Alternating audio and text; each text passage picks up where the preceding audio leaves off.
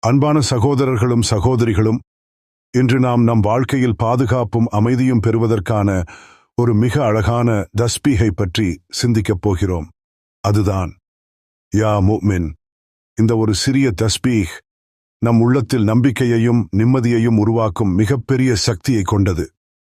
யா முஃமினு என்பதன் பொருள் பாதுகாப்பு அளிப்பவன், அபயம் வழங்குபவன் என்பதாகும். அல்லாஹ்தான் உண்மையான பாதுகாவலன். அவனுடைய பாதுகாப்பு ஒருவருக்கு கிடைத்துவிட்டால் உலகிலுள்ள எந்தவிதமான அச்சமும் அவரை பாதிக்க முடியாது என்பதை இந்த பெயர் நமக்கு உணர்த்துகிறது. நாம் வாழ்வில் பலவிதமான பயங்களையும் சிரமங்களையும் எதிர்கொள்கிறோம். சில நேரங்களில் நம் உயிரை பற்றிய கவலை, சில சமயங்களில் நம் குடும்பத்தினரின் பாதுகாப்பு, சில சமயங்களில் நம் உடைமைகள் குறித்து அச்சம் ஏற்படுகிறது.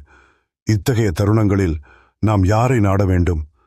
நம்மை படைத்த அல்லாஹ்வைத் தவிர வேறு யாரும் நமக்கு முழுமையான பாதுகாப்பை அளிக்க முடியாது. அதனால்தான் யா முஃமினு என்ற தஸ்பீஹ் மிகவும் முக்கியமானது. இந்த தஸ்பீஹை ஓதுவதற்கு குறிப்பிட்ட நேரம் கட்டாயம் இல்லை என்றாலும் தொழுகைக்குப் பிறகு ஓதுவது மிகவும் சிறந்ததாகும். குறிப்பாக ஒவ்வொரு ஃபர்லான தொழுகைக்குப் பிறகும் குறைந்தபட்சம் 36 முறை யா முஃமினு என்று ஓதலாம்.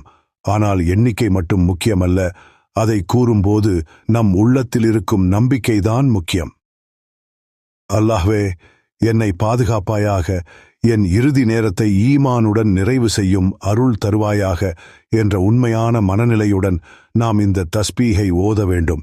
ஒருவர் தொடர்ந்து யா முஃமினு என்று ஓதி வரும்போது அவருடைய வாழ்க்கையில் ஒரு மாற்றம் நிகழத் தொடங்கும். அவருடைய உள்ளத்தில் அமைதி உருவாகும். பயம் மெதுவாக மறைந்துவிடும். அல்லாஹ் அவருடைய உயிரையும் உடைமைகளையும் பாதுகாக்கத் தொடங்குவான். வெளிப்படையாக நம்மால் காண முடியாத பல அபாயங்களிலிருந்து அல்லாஹ் அவரை காக்கிறான். இது ஒரு வாக்குறுதி போன்றது. அல்லாஹ் தன்னை நாடுபவர்களை ஒருபோதும் கைவிட மாட்டான். இதற்கும் மேலாக இந்த தஸ்பீஹின் இன்னொரு அற்புதமான நன்மை என்னவென்றால், மனிதனின் வாழ்க்கை எளிதாக மாற ஆரம்பிக்கும். அவன் சந்திக்கும் தடைகள் மெதுவாக நீங்கும். மனிதர்களும் அவனிடம் நல்ல முறையில் நடந்து கொள்வார்கள். விலங்குகள், சூழ்நிலை, காலம் எதுவாக இருந்தாலும் அவனுக்கு சாதகமாக மாறும். இது ஒரு அதிசயமாக தோன்றினாலும் அல்லாஹ்வின் சக்திக்கு இது மிகச் சாதாரணமானது.